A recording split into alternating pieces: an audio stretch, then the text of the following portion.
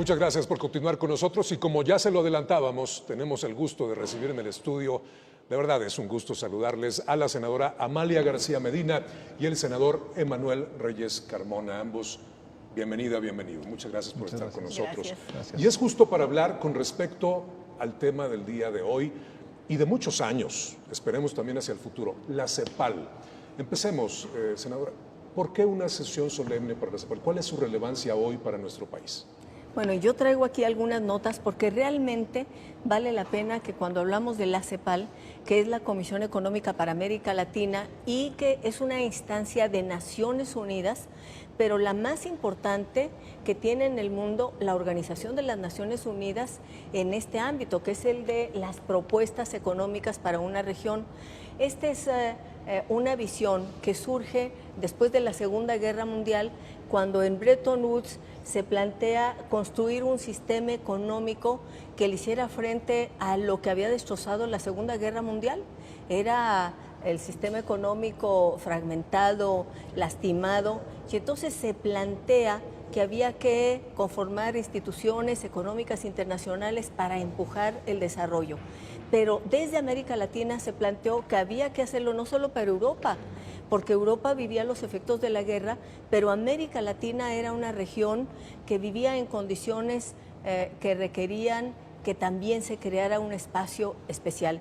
Y entonces se crea no solo la CEPAL, esta comisión para América Latina y el Caribe, sino que se decide crear sedes subregionales y se crea en 1951 la sede subregional en México para atender México, Centroamérica y el Caribe, y fueron estos pensadores, estos intelectuales, estos economistas los que hicieron el análisis de cuáles eran las causas de la economía que lastimaba a Latinoamérica, de por qué este deterioro, por qué había desigualdad, y la conclusión a la que llegaron, y yo creo que vale la pena decirlo incluso en palabras de Ifigenia Martínez, que fue una de las que aportaron, que dijo: la desigualdad en México, y era igual para América Latina, no es un accidente, sino el resultado de estructuras productivas heterogéneas que concentran beneficios en unos sectores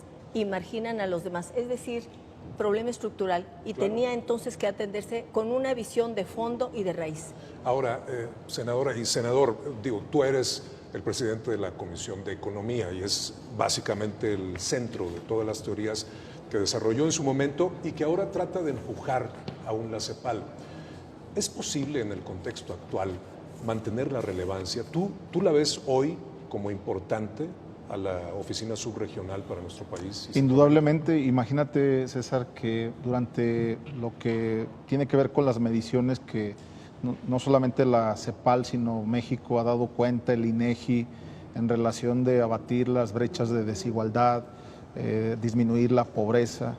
México disminuyó la pobreza del año 2010 al 2023 de un 44.5 a un 22.5%. Por supuesto que la asesoría, el acompañamiento, la guía, la dirección de la CEPAL es pieza fundamental en la implementación de políticas públicas exitosas y sobre todo en lo complejo y convulso que ha resultado este contexto internacional, donde cada día hay mercados más difíciles, hay que revisar nuevas visiones, hay que encaminar nuevos proyectos, y me parece que la CEPAL ha dejado entrever que va a colaborar permanentemente en la asesoría al gobierno, a los gobiernos que son parte de la CEPAL, y sobre todo en la colaboración activa con la Comisión de Economía, con la Comisión de Agenda 2030 y con todas y todos quienes se quieran sumar. Yo creo que necesitamos a la CEPAL por muchos años para poder seguir encaminando los esfuerzos que como país estamos dando y resultados en beneficio de la gente y del pueblo mexicano.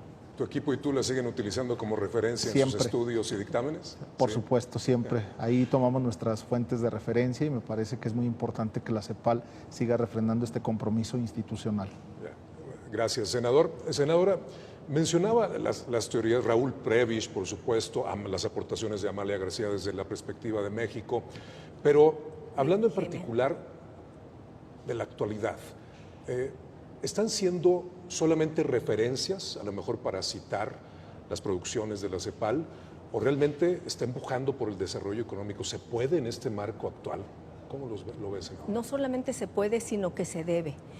Hacíamos referencia en este evento de alto nivel en las intervenciones que hicieron, bueno, el secretario ejecutivo de la CEPAL, que vino desde Chile, como decíamos, sorteando los avatares del Mundial, porque estaban saturados los vuelos. Bueno, llegó desde Chile para hacer una conferencia magistral. Estuvo el rector de la UNAM, que por cierto, como decía la senadora Malú Micher, es la primera vez que tenemos al rector de la UNAM aquí en el Senado de la República dictando una conferencia magistral. Y lo que señalábamos es que ante el momento que vive el planeta actualmente, que hay que decirlo, no se trata de una transición, sino que se trata de una ruptura de todo lo anterior, lo que conocimos. Se requiere que aquellos que hacen análisis, que elaboran propuestas, que tienen pensamiento crítico, nos aporten.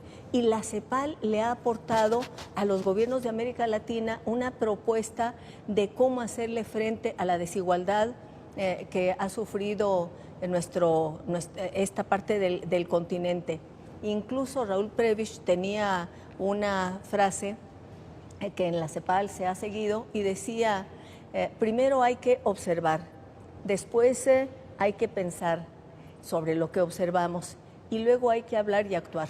Bueno, la CEPAL observa, analiza, revisa, hace un análisis, pero además para actuar el vínculo y la alianza con los gobiernos de América Latina es lo que permitió durante una época muy prolongada lo que se llamó la sustitución de importaciones, claro, y la industrialización de América Latina. Y ahora, en este momento crítico, en el cual efectivamente hay una ruptura, es necesario que se aporte. Mencionábamos algunas intervenciones formidables que ha habido en estos últimos meses, por ejemplo, la del primer ministro de Canadá, que en la reunión mundial de los países en Davos señalaba que hoy requerimos, sobre todo las potencias medias, hacer una gran alianza, un gran acuerdo para poder salir adelante ante esta situación.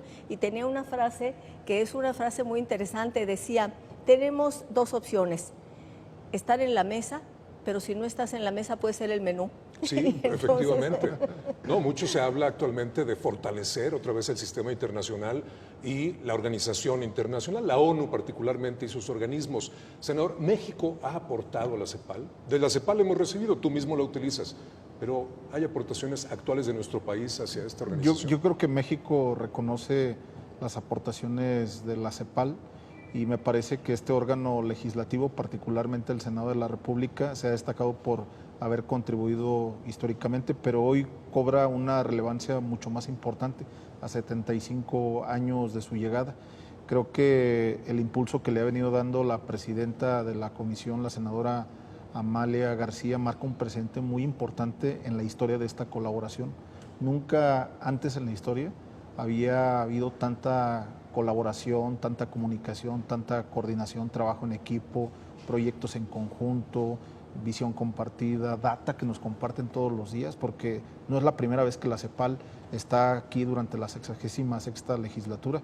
Ya han sido varias ocasiones que hemos tenido la oportunidad de participar y la presidenta nos convoca a que trabajemos todas y todos juntos, alineados a los documentos que todos los días nos comparte la CEPAL, y además que esta data está disponible para todas las comisiones para que las tomen como fuente de referencia. Hoy, por ejemplo, también hablábamos, entre otras cosas en las que la CEPAL ha aportado de manera significativa, es justamente eliminar las brechas de desigualdad en materia de paridad de género.